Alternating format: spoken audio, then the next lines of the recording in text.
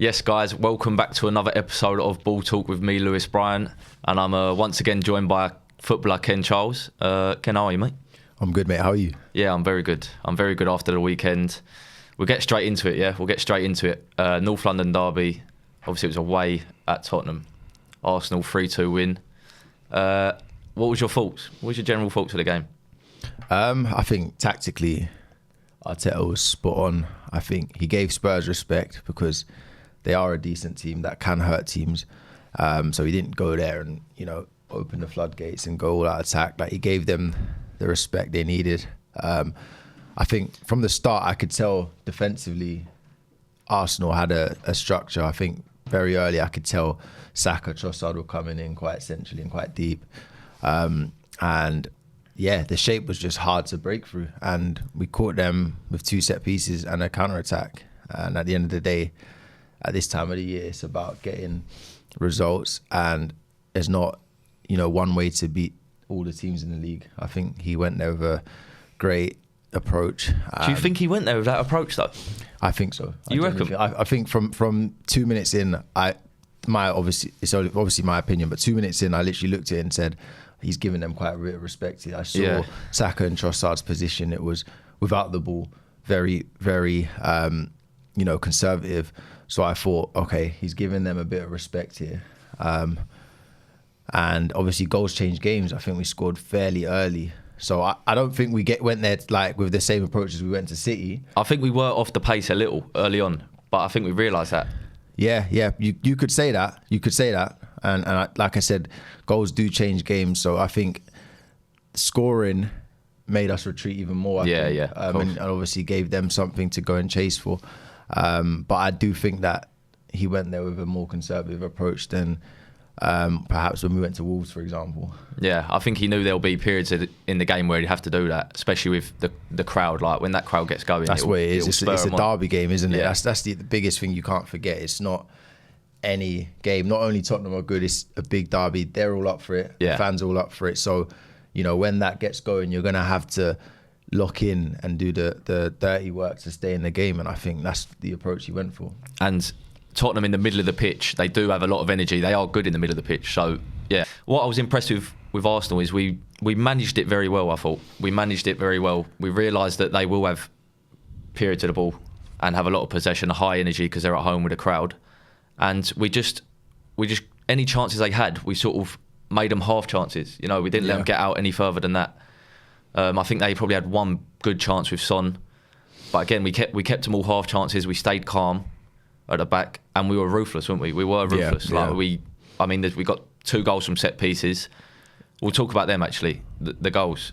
For me, Vicarrio, the Tottenham keeper, for both of them, Ben White was sort of toying with him at the first goal. He was touching his glove, he was pushing, getting in front of him. As a keeper, you cannot allow that, can you? You just can't allow that. What'd you do, though? You got to get one of your defenders on him. You can't allow. For me, Ben White just played with him, bullied him. Yeah, my thinking was, because I played with some keepers that hate having one of their defenders on that player, in because it now crowds it even more and makes it 2v1. My genuine opinion was he must prefer to just try and deal with Ben White on his own than have a defender, because but he didn't no, he didn't deal with it. I'm just saying his thought process, because anyone that watches Arsenal and the set pieces, they're big on set pieces, and Ben White is always key in trying to disrupt the keeper. So it's not like he can't have known going into this game that that's what they do. They watch hours of clips and stuff. He probably went into the game thinking, I'll deal with him one-on-one. Yeah. And he just didn't, and it didn't help him at all. And then the third goal. I mean, if it's coming that close to the keeper, it was a couple yards off his line. It's got to be the keeper's ball, like, regardless of anything else. Yeah. I would agree with you. Yeah. It's got to be in it. And obviously, Havertz got the good goal. The second goal, was it Saka's? What did you make of that? That's just quality counter-attacking play, really. It's coming to Saka first. I think he's looked after it, set off Havertz, and then just got forward straight away. And Havertz has picked him up perfectly, but then there's still everything to do. And Saka showed there why, people rave about him. There's a lot to do. I know people argue about whether Ben Davies can show him on his right or whatever, but it's like, I don't know, you played centre half. Yeah. You can't really... Saka was like in to finish with his right foot, and he's not like a one-footed player that's poor on his right. Like, as that ball's coming, he's taken his touch and drove, and I thought he was going to hit it across keeper with his right. And Ben Davies is obviously thinking the same thing. He's got to try and engage and try and disturb him. And because Saka's that good, he can send him to the shops and cut in and turn and put it on his left. But I think it's very good play from Saka.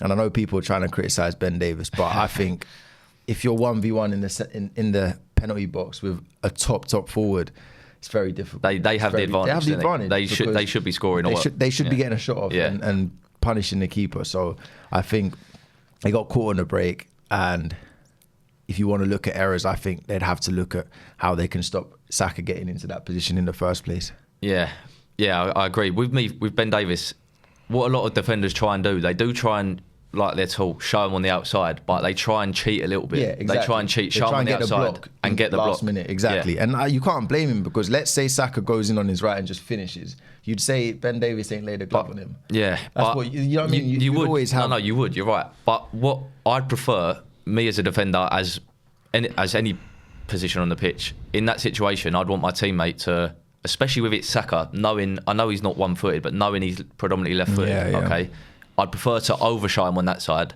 So then it makes it, listen, he's most likely going to get the shot off then, you're not going to get the block, but it also makes it predictable for the keeper around you to anticipate that, and the defenders around you. I get that. Whereas if you try and guess, then he can go either way, as he did. I get that. I just think that a good forward in that position on their weak foot can really trouble a keeper as well.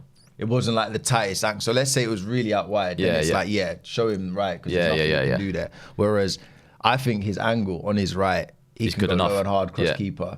He's got that roof of the net finish on the near side as well with his right foot. So look, I completely get what you're saying. Like, as a defender, you always got to look at what you could have done better to stop him. But I just sympathise with him and think, look, if you're a forward in those kind of areas, you'd back yourself to get a shot off either way. You can't look at that goal and think this Ben Davies. No chance. I think in the build-up, they've got to try and, like, when the ball actually came to Saka first and he's had the time to set it off to Havertz. Havertz has had about 4 touches without being really pressed, and then he's managed to pick out a part. Like, you could look at all of that. Yeah, of course. And then you could also look at the penalty. There was a penalty shout just before. I think it was Kulusevski got a little trip up in the box. He obviously stayed on his feet and set someone off for a shot, I think. Yeah. Obviously, we're both Arsenal fans, but it's not, in my opinion, if he would have gone to ground, then maybe there's a question to be asked. Yeah. But he stayed up and he's got what he wanted to do off. So there's no shout, in my opinion. That's the thing, exactly. He's done exactly what he wanted to do. He wanted to set off Maddison, I think it was. If he'd gone down, there would definitely be a question. Yeah. But I've never seen a penalty given where someone takes 3 steps on their feet and then falls down. Whether that's right or wrong, I don't know. For me, because it encourages people to just go down. And as a forward, you know that any touch in the box, you've got to go down and ask the question of the referee. Whether that's right or wrong is another thing, but that's just how the game is. That's it. If forwards or players think or thought they'd get the foul without going down, they wouldn't be diving. So it's crept into the game over years and years. Yeah, exactly. But for me, it's obviously not a pen. And we'll talk about Saka. First of all, there's a lot of talk with Saka always saying he don't produce in the big games, and in the Premier League there does not get many bigger games than having to win at the last few games of the season to go for the title against your North London rivals away from home, and he produced again. Well, where does that shout come from that he doesn't produce in big games? If you look at his record against Spurs, comes from Chelsea, opposition fans, doesn't it? But it's like one big game, for example, like, I don't know, Aston Villa at home, and we lose 2-0 and Saka has a poor game, and it's like, right, let's label him as someone that doesn't turn up in big games. But like against Spurs, like, I'm pretty sure in the last 3 games he's forced an own goal, so like an assist, 3 in a row. I think his goal ratio against the big 6 is like very, very decent. So it's like, can you really label him that? Because look, you're not going to turn up in every big game. There's going to be some big games where it doesn't go your way. That's football. It's just because, like you said, before, it's the spotlight's so on him now that any big game you don't turn up in, that's it. And people are ready. People are ready to, and it's. I feel like it's an Arsenal thing because, you don't get the same reception with some other teams if their top players don't turn up. I think with Arsenal, people are really ready to get onto whoever. Our fans as well aren't innocent. Our own fans are very quick to do it. So yeah, I think it's because, like you said, the spotlight's on him. He's got himself to the point where he's top 2 Arsenal's players basically, in terms of importance. So if we have a poor game, it's very normal that the spotlight's on him. Yeah, and talking about our fans getting onto players, so we'll touch on Havertz, okay? Because I know this is still dividing fans. Yeah. He got a goal and an assist on the weekend again in a big game. Yeah. For me, he's doing it, man. He's doing it. And listen, I was thinking about it on the way here. Like, there's only one type of player that I'd take over him, and that's if you get a Harry Kane or an Erling Haaland that scores guaranteed 30 goals a season. Do you know what I mean? Like, other than that, he gives us goals, which he has done, and he's also given us, he holds the ball up really well now. When we go direct, he brings others into play excellently. He works hard off the ball defensively really well, and we spread our goals out just like we spread our goals out throughout the team. I don't know. I'm really happy with him, and I would be happy with him next season up front. You would? Yeah, I would. I genuinely would. I think you can win titles with him up front, as long as you've got the firepower as well around him. Listen, if they're, like we said before, if there's a Isak, Kane, Haaland, I would probably take over him. But I don't think it's like a nightmare if we don't go and get a 30 goal a season striker in the summer. Yeah. Well, it's kind of clear from from this season really, that his best position for Arsenal is up front. I think my initial issue with him costing 65 million is you don't even know where you want to play him. Initially, it was like you started off as a left centre midfielder and it didn't really flow out there. Now he's played probably the last 10, 13 ish games as a striker, and his return there has been decent. I think right now of our options, he's definitely the best option for that. I think against Spurs, he was very, very good. He helped us get out, didn't he? Like when we were sitting in and we needed that direct ball, he'd secure it and bring others into play. He was very good against Spurs, but I think the game suited him in that aspect. We're not always. It's not many teams we play in the Premier League where we're going to try and go direct a bit more. I think who we got Saturday, Bournemouth, is it? Bournemouth, yeah. We're not going to be trying to go direct from. It's a tough game, that. It's all Premier League games are tough. I'm just saying the approach is going to be more. Let's try and play out. Let's try and play through the thirds and stuff. So. Look, out of our options right now, I think he definitely is the best option. Would it be a nightmare if we didn't sign a striker? No, because we're in this title race without a 30-goal guy. I would still prefer we went and signed an Isak type, someone of that pedigree. Yeah. Let me ask you this, yeah? If we didn't get Isak, but we could get Ollie Watkins, let's just hypothetically, would you take Ollie Watkins to start over Havertz? Yeah. Really? Yeah. I don't think I would, Yeah, I would because I don't think he's going to give us... Look at the numbers. He's got, 17-ish goals or something with 17-ish assists in the Premier League in itself. You can't argue with those numbers. And I know Villa's done a double over us and all that, but you would say a team that's not as good as Arsenal. Don't get me wrong. Havertz has stuff in his game that Ollie Watkins doesn't. But I don't know, man. What's he on? 12 goals this year, Havertz? Yeah. Will we be the same team out of possession with him? What do you mean out of possession?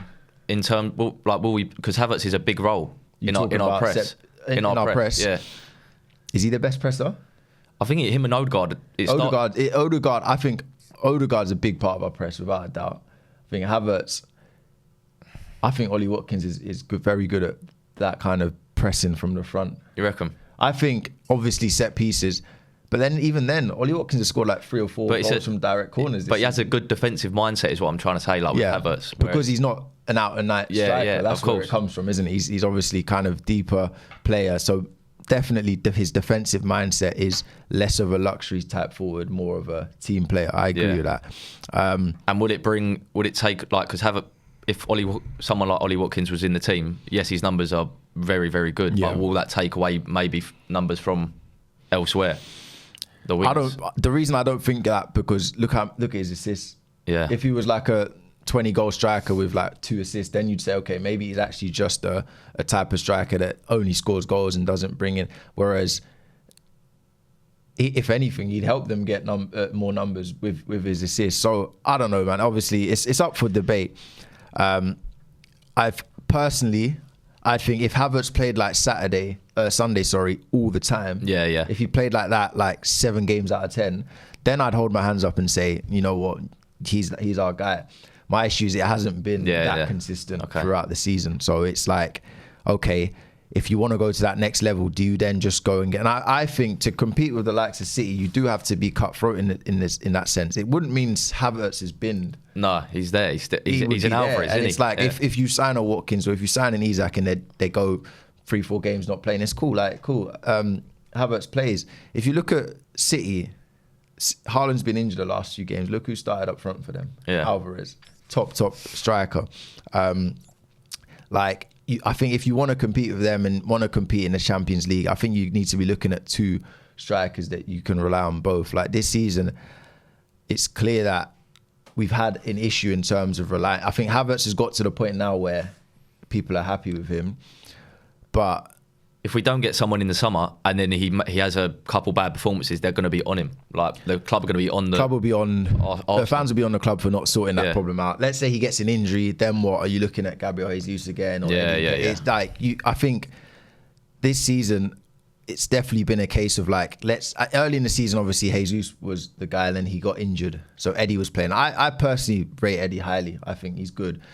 The question will be, is he good enough for a title-winning Arsenal team? Yeah, and that's up for debate. But, you know, like I feel like the backup option hasn't been great. Like, it's been like, we don't know.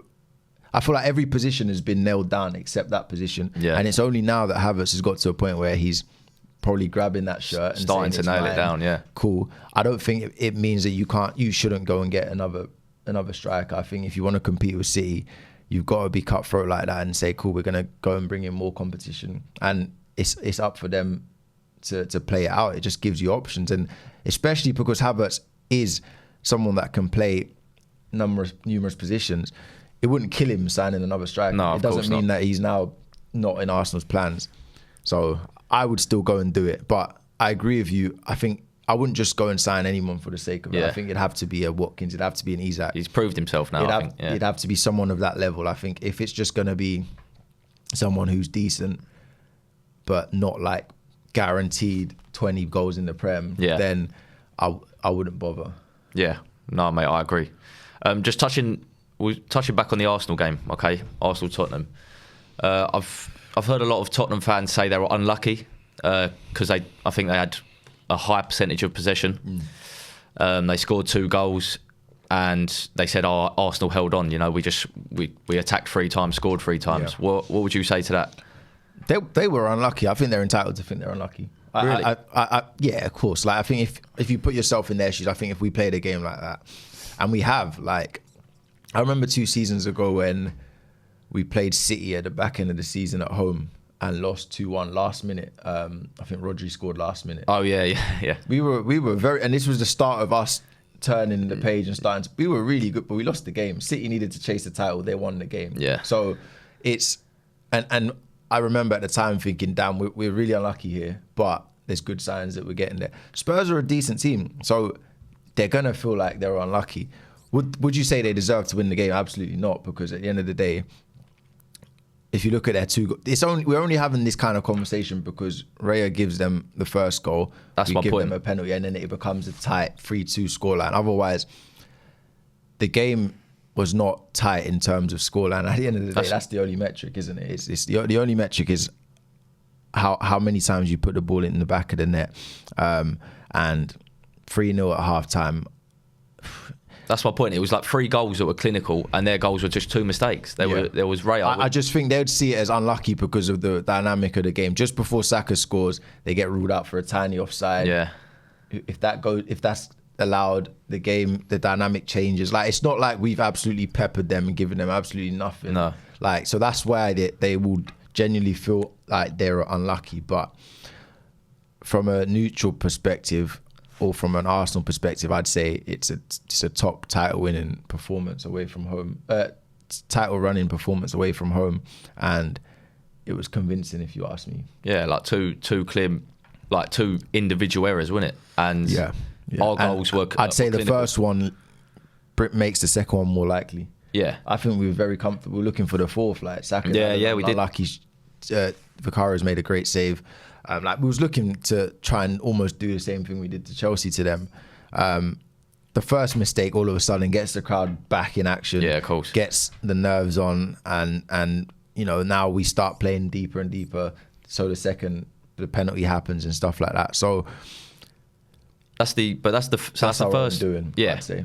That's the first two away goals we conceded in 6 games. And to me, the way we concede them, like we said, is positive, because it's not like it's not repeat mistakes where we've been opened up or we're looking vulnerable every single game in these type of areas. It's just 2 individual mistakes. Yeah. So that's positive. But the Raya mistake, do you think that's something to be concerned about going into the last 3 games? Because he reacted well, didn't he? I think, don't get me wrong, no one wants to see that. But I think with the modern day goalkeeper and how they're playing, every now and then that's going to happen. Yeah. I think you've seen it with Alisson, you've seen it with Edison, you've seen it with Ramsdale last year. I think if you're going to play with the ball and try and play out, they try and play these mad passes. When I say mad, not in a bad way, but like that require great ability, great technique. Every now and then it's going to happen. And if you look at outfield players, they're allowed to do it. Goalkeepers aren't. If you do it, it's going to be punished. So I think, if anything, he chose the best time to do it when we was 3-0 up in a game. Yeah. And he hasn't done that since He hasn't done that. We've seen him for nearly 30 odd games now. He hasn't done that. And the biggest part, the reaction to it was second to none. Like, straight back on the ball, comfortable, wasn't he? On the ball, great. But also the amount of crosses he came and claimed in that last part of the game was huge. Because when your keeper comes out, claims that cross, he goes down, that buys you another 10, 15 seconds, calms it down. Like, another keeper lets that get to his head, starts panicking, comes for crosses, misses them, and then all of a sudden it's tense. So, you don't want to see it, but I'd say I'm not fussed about it. And he sort of got caught in 2 minds when he was doing it. And I know exactly what that's the way keepers have to, like, when you're playing out, it's got to be very reactive and very, like, it's not pre-planned. It's not getting the ball and kicking it up. Exactly. It's seeing what the picture is, so that can happen. It can happen. It's just we don't want to see it much, and in fairness to him, it hasn't happened much at all. Yeah, no, I agree. I just want to touch on this. Obviously, we're talking about Arsenal being a lot better team this year, which I think they are from the experience of last year.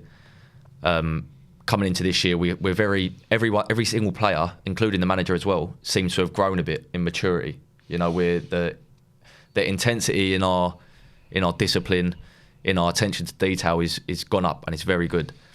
But some people could say we've been lucky with injuries, if you call it luck, and we've not lost one of our key centre halves that we did last year. Do you think that plays a big difference, or is it the fact that we have grown from last season? I think it's a mixture of both. I think we've definitely grown. I think it's obvious to see. I think, especially the fact that you've got the best defence in the league. That goes a long way.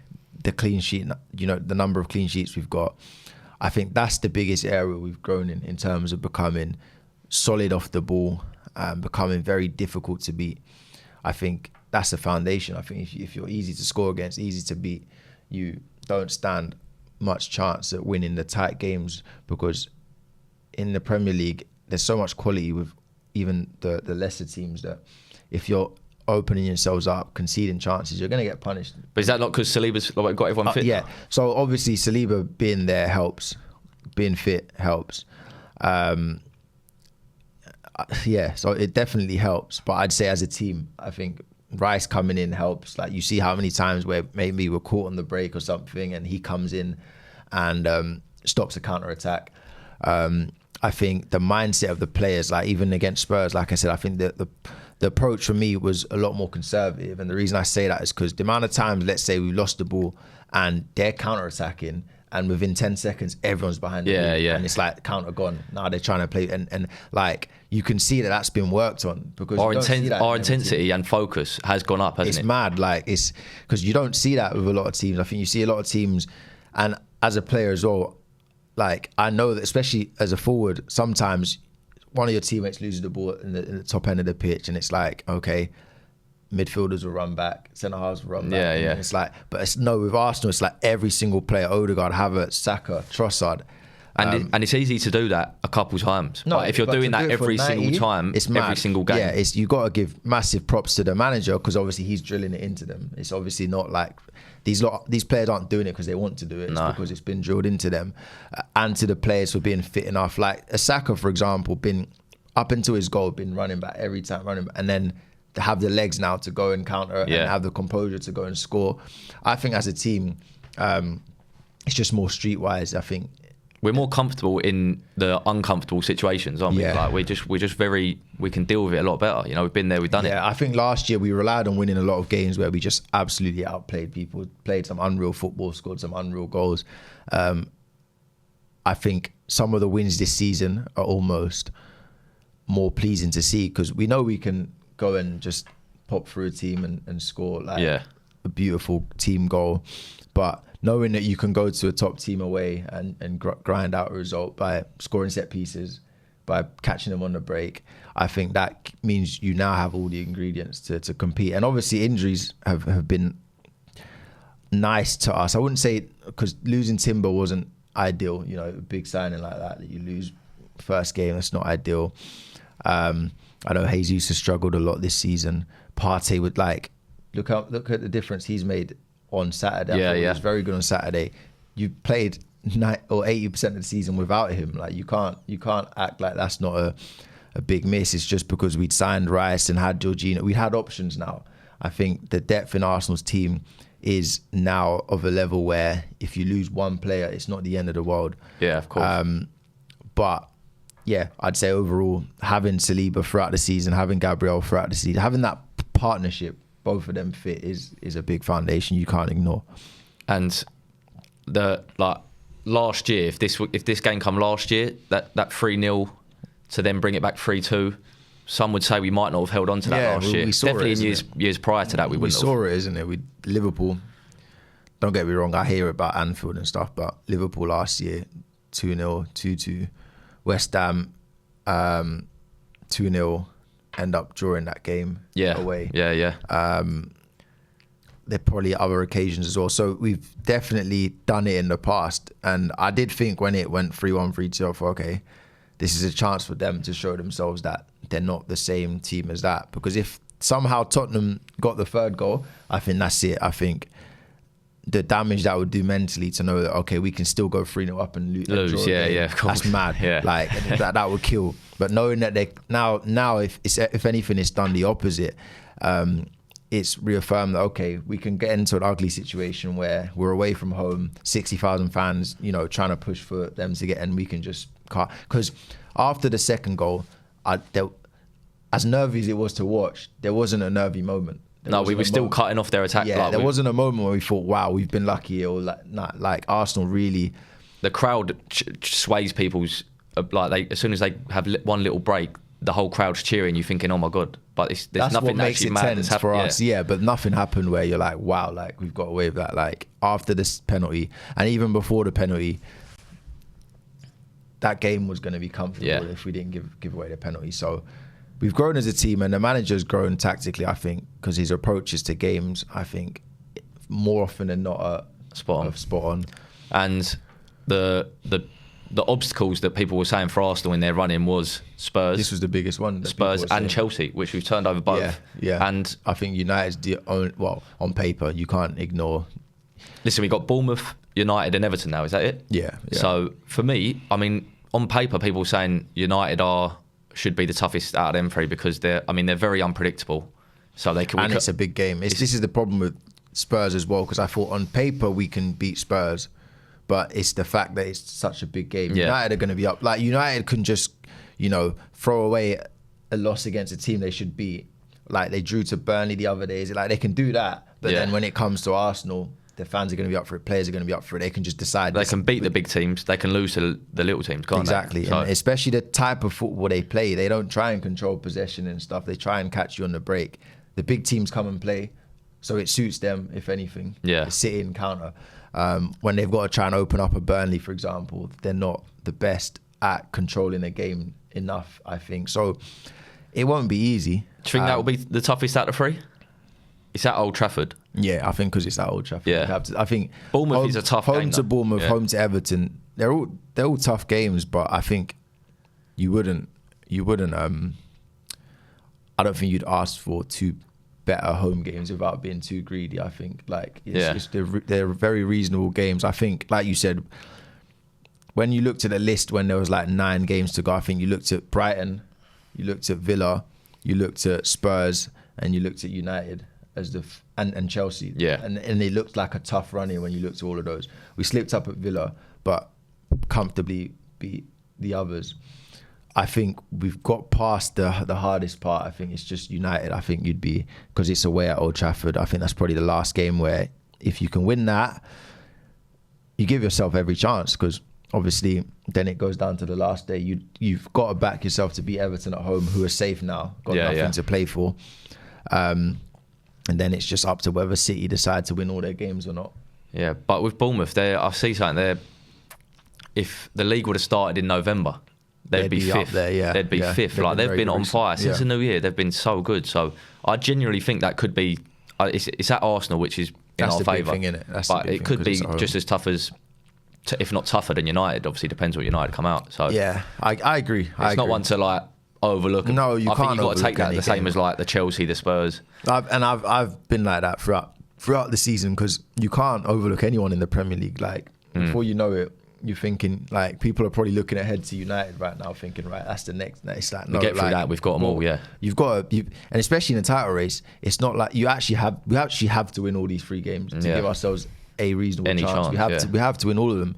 So United means nothing if you go and lose to Bournemouth, or if you go and draw to Bournemouth on Saturday. That game becomes irrelevant. So you have to look at Bournemouth, and I know in the camp they're not going to be thinking like fans. They're going to be all eyes on Bournemouth. Nothing else in the mind. There's nothing else. They've got a 3 week now. That's the good thing. You've got 1 week to rest. You've got a week now to rest. If you had UCL, you'd have a game tonight. Yeah. So no, they have the week to rest and just prepare for Bournemouth, and then they'll have another week to prepare for United, and then the same thing. So, you could hope that the fact that City's got 5 games to play, I think. 4 or 5. Yeah, they've got the extra. They've got 5 games. Oh, they've got 2 extra games, have they? Have they closed it to 1 point now? Yeah, so they've got 4 games to play. Yeah. So that extra game, they're going to have to play Spurs in midweek at some point. That makes their fixture list a bit more congested. You could hope that perhaps that makes them drop some points, but it's just, you just got to focus on yourself. And I think if you win your 3 games and then City win their 4 games, fair play. You just hold your hands up and say, look, we're competing against an absolute monster. Yeah. in Pep and in City, and you'd have to just say, look, that would mean 16 wins out of 18 in 2024. Yeah. You can't ask for more than that. And we know it's going to be really tough to ever pip City to the league, which is why, as I said earlier, I think you have to be ruthless and go and get another striker and stuff, because if you want to have any chance of competing with them, I think you have to. But you got to you have to, otherwise. But with the financial fair play, like, you can't really match them now. They sort of got in there with the money beforehand, and now they've you can't match them financially. Obviously, like, we're never going to match them literally. I mean, noting now because of they sort of got all their stuff in before the rules come in. Now there's rules, and it's like you can't really. So they've sort of you can only pump what they've got ahead of everyone. Yeah, and now exactly. They can't get caught really. In terms of that. I know what you're saying. Yeah. I know what you're saying. It's just a case of smart signings. There's a few players there that will obviously be sold this summer. Yeah. And you'd hope that would raise money to go. And it's not. I don't think Arsenal need to do big business this summer. I think it's probably a couple of key positions, like we spoke about previously, 1 or 2. Yeah, it's a couple of key positions. And go again, because the team's so young. Yeah, that's the best bit about it. Yeah, mate, I agree. Right, we'll go on to we'll quickly touch on Tottenham, okay? Yeah. And the race for Europe. So Tottenham obviously dropped points against Arsenal. It's now out of their hands. It's in Villa's hands, that 4th spot. Yeah. And Villa's fixtures, they've got Brighton, Liverpool, Crystal Palace. But Spurs have got, this isn't all of them, this is their toughest games. They've got Chelsea, Liverpool, City and Newcastle all still to play. So, I mean, United, we've put United in it, but they've not really got... I think United are looking at... They're just, I can't see them getting 5th or 4th. No, I think they could even miss out on 6th. Yeah, they're a joke of a club at the moment, I think mate. Newcastle are right behind them, and considering they've got to play Arsenal, which is obviously a tough game for them and stuff like that, they could easily miss out on 6th as well. I don't know what's going on with Ten Hag and his press conferences as well. Yeah, but he's been like they're that. They're moving weird from the start. I think he's got like a level of arrogance about him. He'll say one thing that and then isn't necessarily warranted. Yeah. He'll say one thing and then the reporter will ask him, like, sort of contradict him, and then he'll just go back and agree with the reporter. And I don't know. I feel like something's up. I feel like he's obviously just a mad high pressure job. It is a high pressure job, and it's not going well. If I was him, I would take the approach of, I don't know, a Pep or even Arteta recently and stuff, and like just give them literally nothing. Pep doesn't give nothing. He just literally. He just has a little with sarcasm every time. He just takes a piss out of it, really. Exactly, and I would as well. Like, because they ask questions that would get under your skin if you're a manager and you're struggling. He's playing to their tune at the moment. And you're just literally feeding them exactly what they want. Yeah. Whereas if you understand what they're doing, you just take the piss out of them back, basically, and not take it seriously. But that's a big part of managing, understanding the English media and not letting it, because it gets the fans and the media talking in a bad way about them currently, and you don't want that. And with Spurs and Villa, it's in Villa's hands, like we said. Spurs have got definitely the toughest fixtures. So, I mean, would you say it's looking like Villa will get that 4th spot now, won't they? You'd back Villa on paper, but I'd think their games are just harder. Yeah, of course. Spurs games are harder. I'd just say the difference, in my opinion, with the top 4 race and the title race is that both teams will drop points between now and the end of the season. I think I wouldn't bet on both of them to just go on. So it's harder to judge. Yeah, it's just who drops more points. Whereas the title race, you're looking and thinking both teams are going to go, well... If anyone drops points, they're done. It's like whoever drops points could be it. I think Villa could drop points and then... Spurs can drop points in one game and then Villa go and just lose 2 randomly. Like, it can happen with both of them teams. Villa should have beat Chelsea. Yeah, they should have. You're on right. paper at home, like, if you know what I mean, if you want to be with their form as well, and then they go and draw 2-2 and nearly lose it. Really, it's up for debate whether that goal should have been in or not. But yeah, you'd have to back Villa because Spurs' fixtures, the fact that they've got more games and just who's in those fixtures, and the fact that it's in Villa's hands. What concerns me with Spurs, right? And it happened at Arsenal as well. New manager come in playing really exciting, energetic football, and it was just really entertaining to watch, especially for even for Tottenham fans, they were loving it. But I feel like he needs to learn how to, like Arteta's done this season, adapt your game to the different teams you're playing. He will.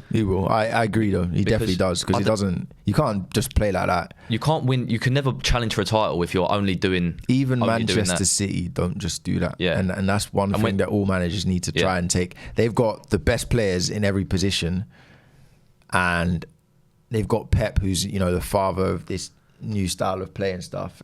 And even they don't do that. Yeah. Even they will go to an Arsenal and give them respect, or go to a Liverpool and give them So if they're not doing that, then Spurs with new young players that are good, but slightly off the pace of City. They're not gonna just go and do that to everyone. So he's gonna have to mix up. But I think I've heard him in a couple of press conferences. I think he just loves that kind of football, and I think he said before it's almost like he found that sword.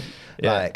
But that's the wrong. You can't have that attitude. You'll struggle. He will struggle. But then it's you struggle to do what? What's their ambition? Yeah, but what's the aim for Spurs? Well, the aim's got to be to get as high as you can up the table.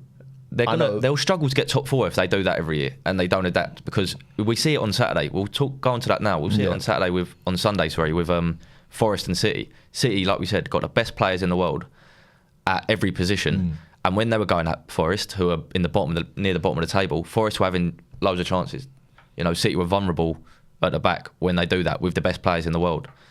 So for Tottenham to try and do that and be naive enough to think they can win something, rely on Van de Ven to catch anyone. Yeah, they can't. You can't do that the whole season and expect a challenge for anything. You're going to have to adapt, and he's either going to find out the hard way and get sacked, or he's going to have to adapt. Yeah, I was going to say, what is their ambition in the sense that you definitely can't win a title playing like that. Can you creep into top 4 playing like that? It's possible. It's possible, but you don't give yourself the best chance. I think if they mixed it up a bit and like, they would have had a very good chance to be in a position now where it's in their hands. That's where they should be with how the season started. But here we are, and they're probably going to have to settle for Europa. Yeah. And listen, we'll go on to City now. Forest City, they were 2-0. I think it was Gvardiol and Haaland got the goals. But Forest, I don't think you caught the game, did you? Nah, I didn't. But Forest had loads of chances. Yeah, I did see some of the highlights. Yeah, like first 20 minutes of both halves, they could have scored and probably should have scored at least 2 or 3. Yeah. Chris Wood, everyone's talking about Chris Wood having that. I think he had the best shot to goal conversion rate or something going into this game. He gets 3 or 4 chances that he should be putting away against the league leaders. Yeah. And he I don't know what he done. Mine just went blank. He switched off. Yeah. But Forest didn't roll over to City. They didn't roll over. No. A lot of teams have been. A lot of teams think that's what they're going there to City to do. But they didn't roll over, and they're at the bottom of the table. So that's positive signs for me, as an Arsenal fan, going into these last 3-4 games. Yeah. But then the negative sign is they still found a way to win. Yeah, they still won. So obviously, at the end of the day, if they do that 3 more times or 4 more times, they win the league. But they're just not secure. I guess it could definitely give you some hope and thinking Forest could have got something from that game. I think Arsenal have dispatched teams recently that would give City something to think about, if that makes sense. Like, I don't think they can look at Arsenal and think, oh, they look like they're going to drop points. I think the only thing that could make... they're feeling the pressure at the moment. I think the only thing that could make City feel like Arsenal are going to drop points is just historic. It's just last year. It's just like... But based on now and current form and how they've been since the new year, like, City will know that, okay, this Arsenal team is serious and they should fully expect Arsenal to go 9 points in the last 3 games. So they know they have to. But I think from an Arsenal perspective, looking at them, the main reason I think they will do it is because they always do it, not because of how they're currently playing. Yeah. I think they always find a way in general. But the way they're currently playing, I think they could go to Spurs and not win. I think they could go to Spurs and get... Because Spurs are good at creating chances. And with their problem at like leaking at the back, it just takes a goal and all of a sudden that game becomes tight. But the problem is they just have so many match winners, so many big game players. They can be playing poorly, losing 2-0 at Spurs, and then Rodri just decides he's going to score. De Bruyne comes with a goal, Haaland comes with, and then it's just like, so... But Ederson did get injured. He's out for the rest of the season, I think. But then we talk like they just bring in Ortega, so it's a bit of a joke, isn't it? Yeah, exactly. So... We'll see. But we'll go on to Liverpool. Okay, as we said about 4 or 5 weeks ago that they were struggling with these games. They were grinding out results, putting everything into them, and just getting through. And they've finally hit that brick wall, as we said they would.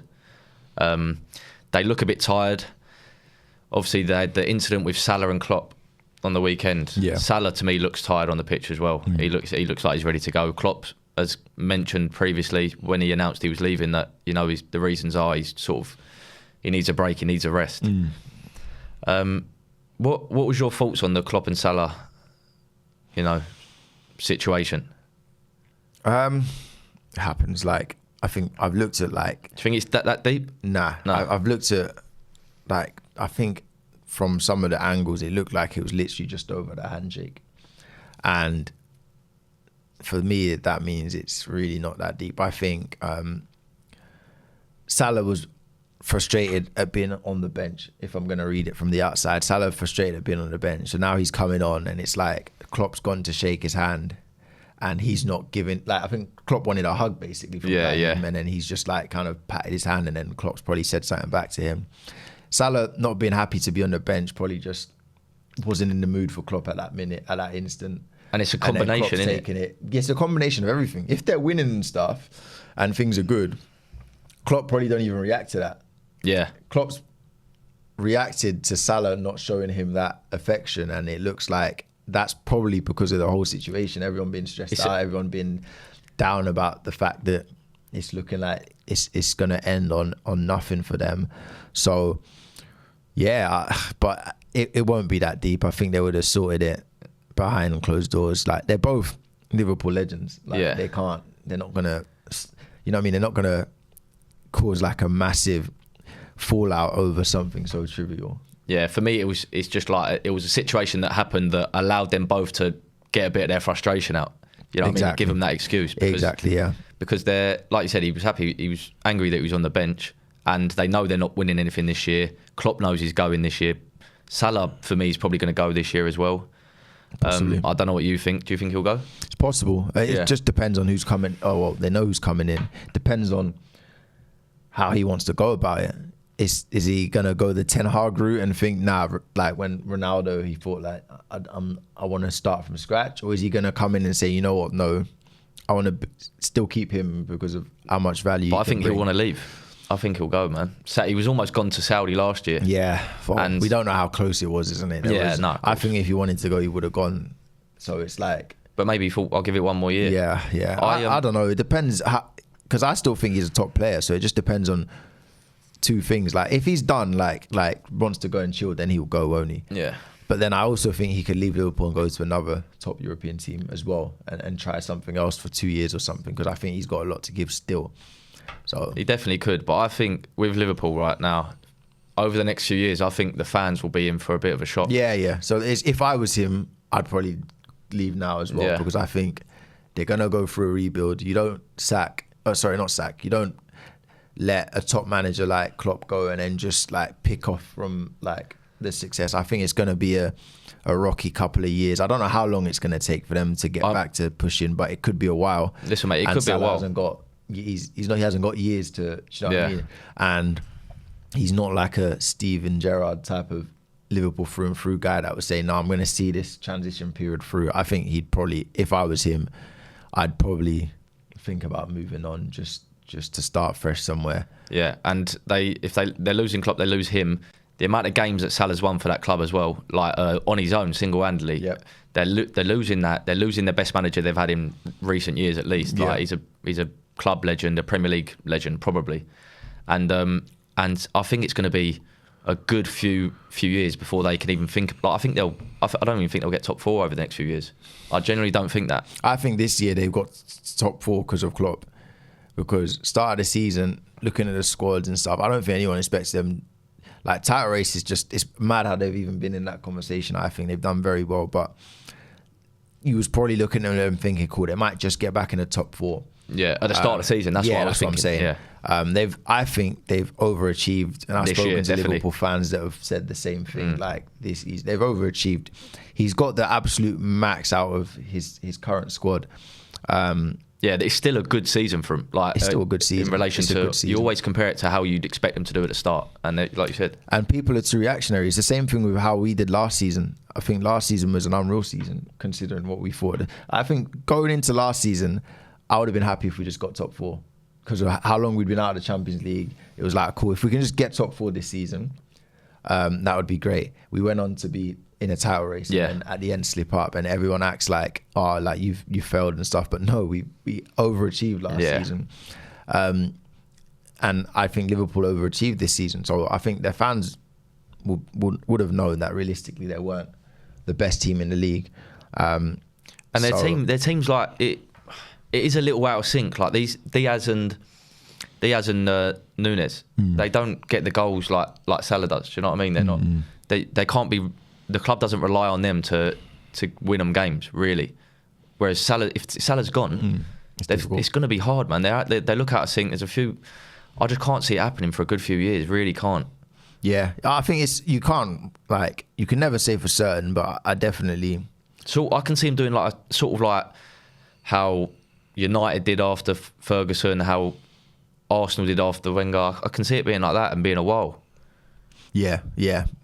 The thing is, they'll probably just go back to pre-Klopp times, Yeah. Like pre-Klopp times, they obviously had a couple of years with Brendan Rodgers where they challenged, but there was never, like, Liverpool for a long time were no longer, you know, the team to be feared in the Premier League. Klopp really brought them to, he's done wonders with them to a point where, you know, over 3 or 4 seasons, I think their total points tally was only one off City's. Yeah.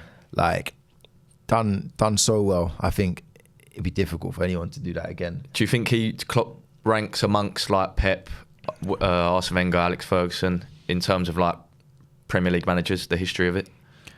Is he up there in that bracket? I think he has to be in the conversation. I'd put him slightly below them just because he's only won 1 Prem, but it's like that's unfair to judge him on because of what he's competing against. I think the timing, yeah. It's yeah. I think if he wasn't in this era with Pep, he would have cleaned up so many.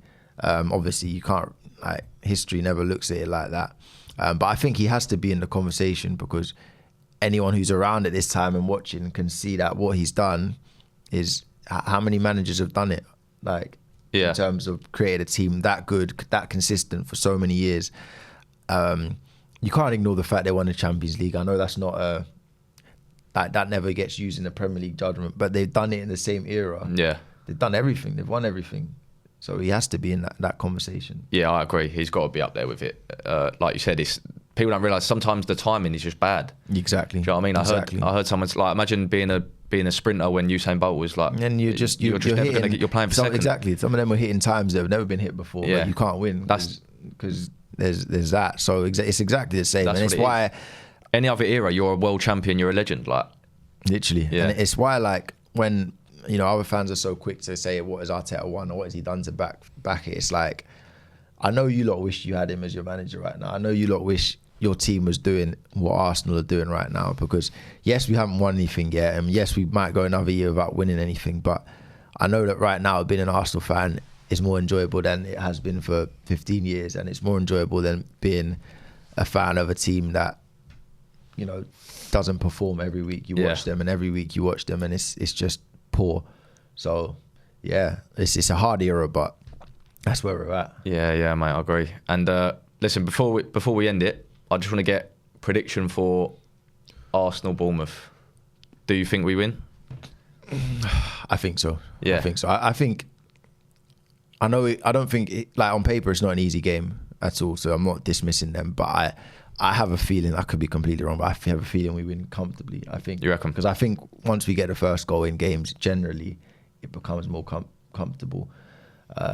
So unless Bournemouth can keep us out for 45 minutes and then make it tense, I think if we get the first goal in the first half, I think we'll win. Go on, what's your prediction? I'll give it 2-0. 2-0. Who scores? Come on, if you get it right, then. Saka. I know you're trying to avoid Havertz now, aren't you? Nah.